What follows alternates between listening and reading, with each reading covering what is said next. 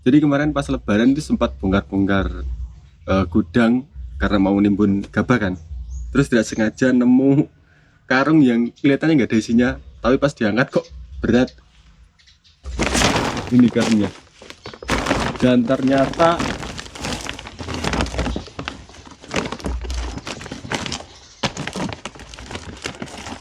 isinya adalah sampel-sampel batuan saya dari Kebumen dulu pas zaman kuliah.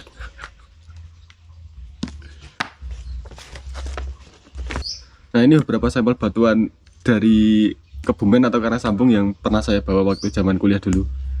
Sebenarnya sampel ini udah pernah saya cari tuh lama banget tapi nggak pernah ketemu. Dan kemarin nggak sengaja ketemu. Nah, daripada sebelum hilang lagi, kita bahas lah dikit-dikit.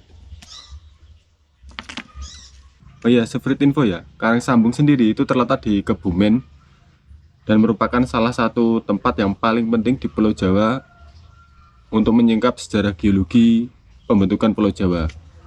Karena di Karasambung itu tersingkap tabrakan lempeng antara dua lempeng benua, yaitu benua Southwest Borneo atau lempeng Southwest Borneo dan lempeng benua Jawa Timur. Serta satu lempeng samudra, yaitu kalau tidak salah lempeng samudra Mesotetis. Nah, di Karasambung sendiri itu tersingkap jejak-jejak tabrakan purba antara beberapa lempeng tersebut. Kalau tidak salah terjadi di sekitar zaman Kapur. Makanya di sana batuannya itu sangat kompleks dan merupakan tempat di Pulau Jawa yang batuannya itu paling beragam. Nah, ini kayaknya kita bahas yang mana dulu? Nah, ini dulu aja lah. Nah, ini yang warnanya putih-putih agak kecoklatan ini kuarsit. Ini batuan metamorf. Ini asalnya dari batu pasir kuarsa yang mengalami tekanan dan penambahan suhu sehingga terjadi proses malian atau perubahan sehingga menjadi kuarsit.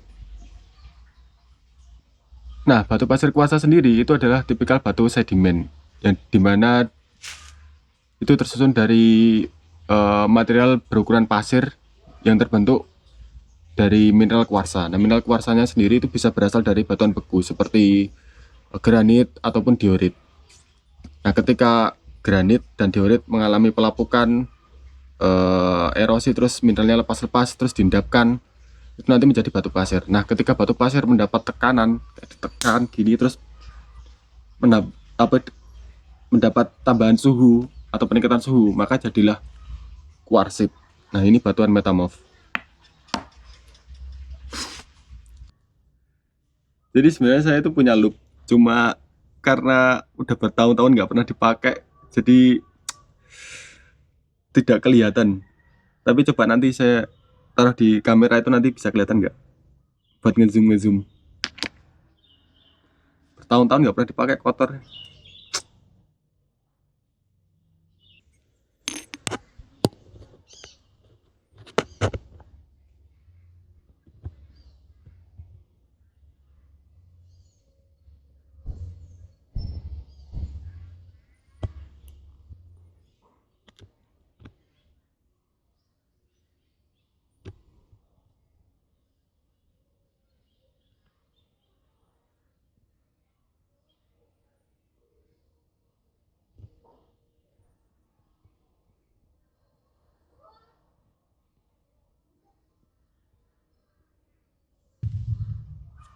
Selanjutnya apa ya? Ini kali ya. Dan tahu ini apa? Ini adalah rijang atau chert, atau ada yang menyebut juga sebagai batu api. Karena batuan ini kalau dibenturkan dengan batuan lainnya ataupun dengan besi itu bisa mengeluarkan api. Makanya di masa prasejarah, batuan ini sering digunakan oleh manusia zaman itu untuk membuat api. Ya, ini batunya rijang atau chert. Nah, rijang sendiri itu sebenarnya juga tersusun dari mineral kuarsa atau SiO2, sama dengan kuarsit ini juga atau batu pasir kuarsa. Cuma bedanya rijang ini adalah batuan sedimen sebenarnya. Jadi dia itu berasal dari endapan silika yang berada di laut dalam.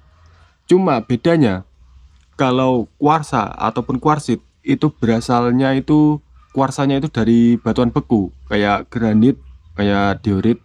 Nah, kalau rijang Ini beda, ini berasal dari hewan, yaitu namanya itu radiolaria. Jadi hewan laut berukuran berapa ya, mungkin sekitar 0, sekian milimeter. Nah itu ketika mati itu menghasilkan endapan-endapan silika, yang itu ketika mengendap mengeras itu menjadi rijang ini. Makanya bedanya kalau kuarsa sama kuarsa atau kuarsit dengan rijang itu dari ukuran mineralnya. Kalau ini rijang itu mineralnya ukuran sangat-sangat kecil, makanya bisa disebut sebagai kriptokristalin atau mikrokristalin. Kalau pasir itu masih makro karena ukurannya kan masih besar kan, berapa milimeter kan. Kalau ini udah 0, sekian milimeter, makanya disebut sebagai endapan kriptokristalin atau tersusun dari mineral kriptokristalin karena ukuran mineralnya sangat kecil. Jadi mineral-mineral yang menyusun batuan ini itu sangat-sangat kecil, ukurannya mikroskopis. Kalau batu pasir kuarsa itu masih bisa kelihatan ukuran grainnya mineralnya itu masih kelihatan. Kalau ini ya nggak kelihatan ukuran mineralnya karena sangat-sangat halus. Jadi itu tadi eh, batu pasir kuarsa dan rijang itu sama-sama tersusun dari mineral silika, cuma prosesnya beda, asalnya beda, dan ukuran mineralnya juga beda. Next itu mungkin ini ya. Ini adalah dasit, salah satu batuan beku yang ada di Karangsambung. Nah kalau kalian perhatikan, dasit ini memiliki semacam bentol-bentol mineral yang cukup besar. Nah itu adalah mineral kuarsa yang putih-putih itu.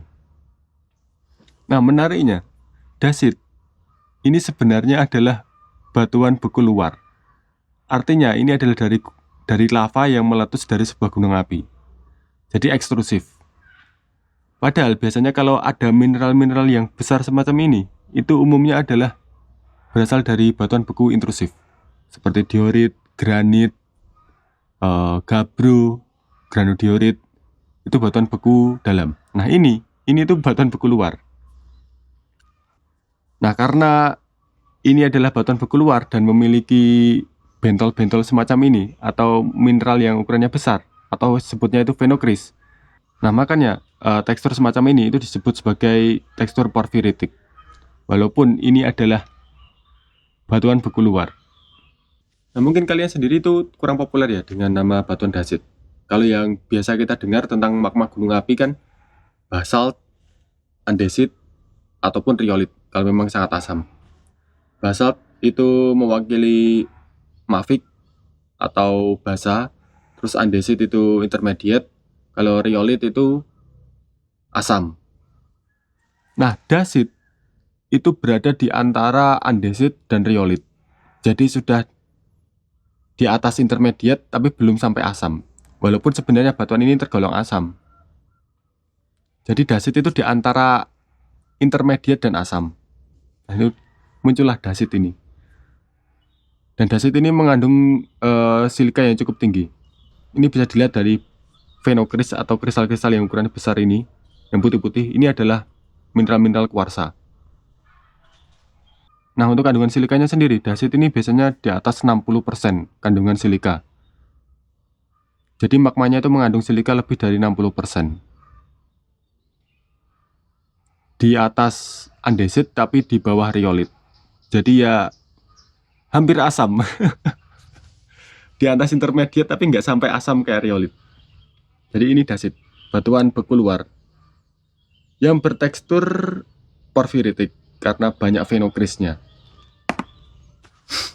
Selanjutnya ini aja lah. Ada yang tahu ini apa?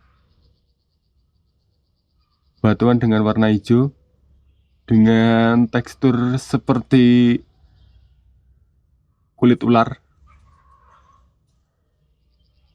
Ada yang tahu ini apa? Ini adalah serpentinit yang merupakan batuan metamorf juga. Serpentinit merupakan batuan metamorf yang berarti berasal dari batuan lain, bisa batuan beku, bisa batuan sedimen, ataupun batuan metamorf lainnya. Nah, serpentinit ini itu berasal dari lantai samudra, atau kerak samudra, atau lempeng samudra. Nah, serpentinit ini berasal dari beberapa batuan yang menyusun lantai samudra seperti dunit ataupun peridotit. Jadi magma-magma yang menyusun lantai samudra. Asalnya dari situ. Cuma kenapa kok berubah menjadi serpentinit? Nah, serpentinit ini adalah batuan yang asalnya itu dari lantai samudra yang kemudian menunjam atau masuk ke zona subduksi dari lempeng benua. Jadi sudah masuk di bawah lempeng benua. Subduksi. Nah, ketika masuk ke zona subduksi, otomatis terjadi tekanan, terjadi juga penambahan suhu, sehingga menyebabkan proses yang disebut sebagai dehidrasi. Kenapa dehidrasi? Karena ini adalah pelari culture.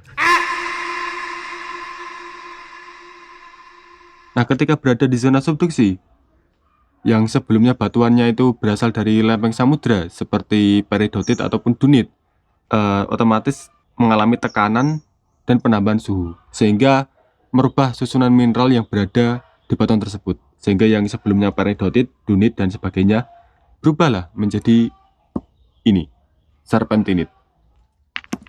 Batuan ini disebut sebagai serpentinit. Itu berasal dari kata serpent, yang artinya adalah sisi ular. Jadi di alam itu sebenarnya batuan ini tuh permukaannya itu mirip sisi ular. Makanya disebut sebagai serpentinit. Nah, batuan ini tuh mineralnya unik karena mineralnya itu tidak berukuran butir. Mineralnya itu seperti fiber, jadi kayak rambut-rambut gitu. Nah, salah satu mineral penyusun serpentinit itu adalah mineral-mineral asbestos atau mineral yang digunakan untuk membuat bahan asbes. Nah, ini bahannya untuk bikin asbes. Karena ini mengandung banyak mineral asbestos. Mineral yang menyusun atau yang digunakan untuk membangun asbes, itu mineralnya itu seperti rambut. Jadi bentuknya itu kayak fiber. Dan itu sangat bahaya ketika kita hirup masuk ke paru-paru, itu sangat berbahaya. Bentuknya sangat halus, panjang, dan gak kelihatan. Makanya penggunaan asbes sekarang ini sangat dilarang. Oke, next. Nih. Kalian lihat ada kilau-kilau cahaya tidak? Nah, batuan ini disebutnya sebagai skismika. Ini adalah batuan metamorf.